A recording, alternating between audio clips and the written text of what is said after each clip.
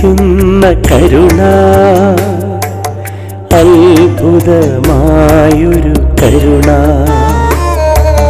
വിസ്മയിപ്പിക്കുന്ന കരുണ,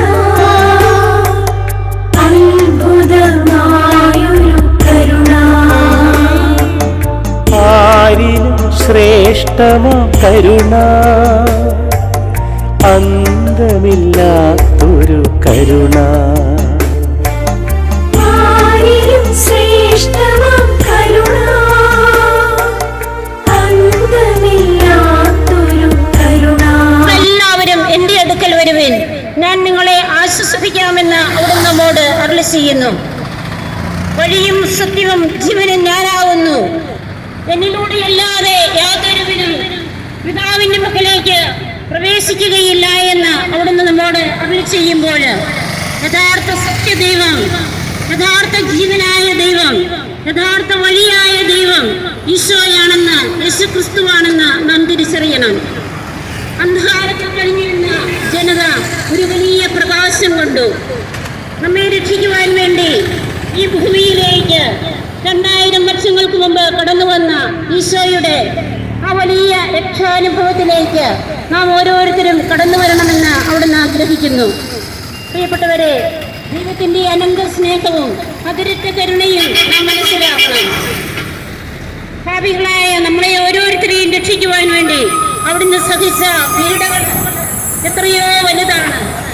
ആ സ്നേഹത്തെ കുറിച്ച് ഓർക്കുമ്പോൾ കാൽവരിയിൽ സ്വജീവൻ നമുക്കായി നേടിത്തന്ന അവിടുത്തെ വലിയ സ്നേഹം, തന്നിൽ വിശ്വസിക്കുന്ന ഒരുവൻ പോലും നശിച്ചു പോകാതെ നിത്യജീവൻ പ്രാപിക്കുവാൻ തക്കവിധം ഈ ലോകത്തെ അത്രമാത്രം സ്നേഹിച്ച ദൈവത്തിന്റെ അതിരറ്റ കാരുണ്യം, ഓരോ മനുഷ്യ ഹൃദയങ്ങളിലും ഈ കാരുണ്യം നിറഞ്ഞ സ്നേഹം കടന്നു വരുവാൻ അവിടുന്ന് ആഗ്രഹിക്കുന്നു. നിങ്ങൾ ലോകം മുഴുവൻ നേടിയാലും എൻ്റെ ആത്മാവ് നഷ്ടപ്പെട്ടു പോയാൽ അതിന് എന്ത് പ്രയോജനമെന്ന് അവിടുന്ന് നമ്മോട് ചോദിക്കുമ്പോൾ, ക്രൈസ്തവരെ സംബന്ധിച്ച് 40-ാം വെള്ളി വളരെ പ്രധാനപ്പെട്ട ഒരു ദിനമാണ്.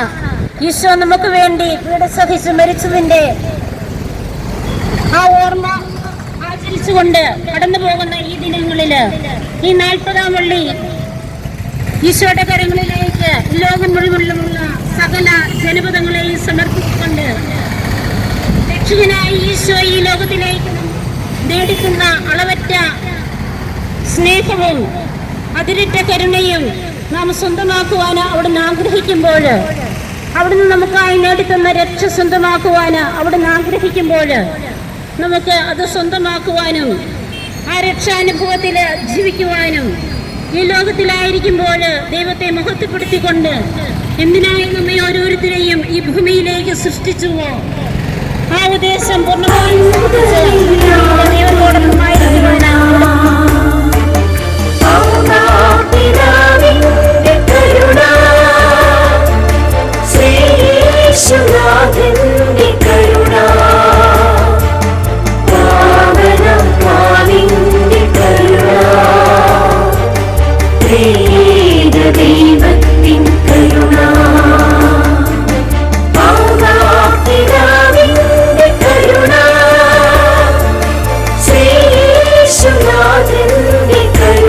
ആർദ്രതയുള്ള അമ്മ തൻ്റെ കുഞ്ഞിനെ സംരക്ഷിക്കുന്നത് പോലെ എൻ്റെ കരുണയുടെ മഹത്വം പ്രചരിപ്പിക്കുന്ന ആത്മാക്കളെ അവരുടെ ജീവിതകാലം മുഴുവൻ ഞാൻ സംരക്ഷിക്കും.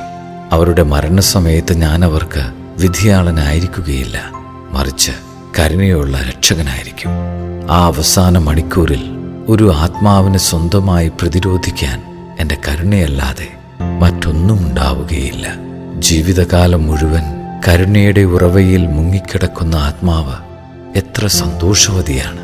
എന്തെന്നാൽ നീതിക്ക് അതിൻ്റെ മേലൊരവകാശവും ഉണ്ടായിരിക്കുകയില്ല. ഇതെഴുതുക, ഒരു കുഞ്ഞ് തൻ്റെ അമ്മയുടെ ഉദരത്തിൽ രൂപപ്പെട്ടിരിക്കുന്നതിനേക്കാൾ ആഴമായി അസ്തിത്വമുള്ളതെല്ലാം എൻ്റെ കരുണയുടെ ഉള്ളറയിൽ നിക്ഷേപിക്കപ്പെട്ടിരിക്കുന്നു. എൻ്റെ നന്മയിലുള്ള അവിശ്വാസം എത്ര വേദനാജനകമായി എന്നെ വ്രണപ്പെടുത്തുന്നു. അവിശ്വാസത്തിൻ്റെ പാപങ്ങൾ ഏറ്റവും കഠിനമായി എന്നെ മുറിപ്പെടുത്തുന്നു. പാപിയെ തേടുന്ന കരുണ, പാരിന്റെ നാഥന്റെ കരുണ. പാപിയെ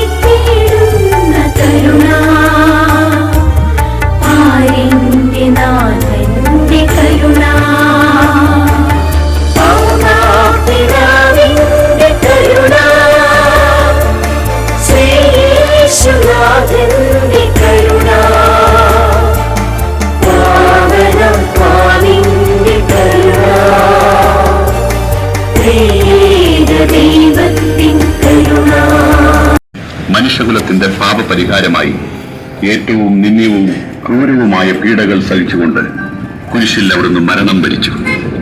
അങ്ങനെ ലോകമുണ്ടായ കാലം മുതൽ മനുഷ്യവർഗത്തിന്റെ മുഴുവൻ പാപങ്ങൾക്ക് പരിഹാരമായി.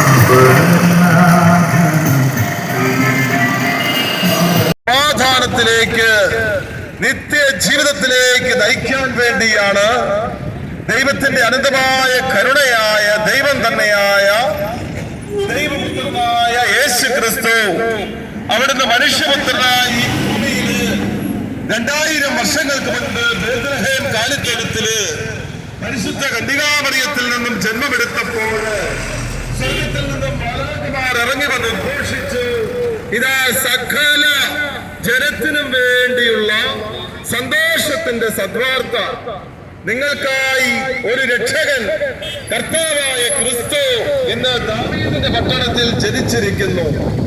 സകല മനുഷ്യർക്കും രക്ഷകനായിട്ടാണ് ഈശോ ഈ ഭൂമിയിലേക്ക് അവിടുന്ന് മനുഷ്യപുത്രനായി അവതരിച്ചത്.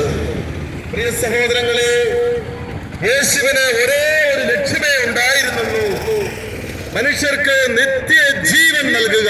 കാരണം ഈ പ്രപഞ്ചത്തെ സൃഷ്ടിച്ച സർവശക്തനായ ദൈവം ഈ സകല ജീവജാലങ്ങളെയും സൃഷ്ടിച്ച സർവസമ്പന്നനായ എല്ലാറ്റിന്റെയും ഉടയ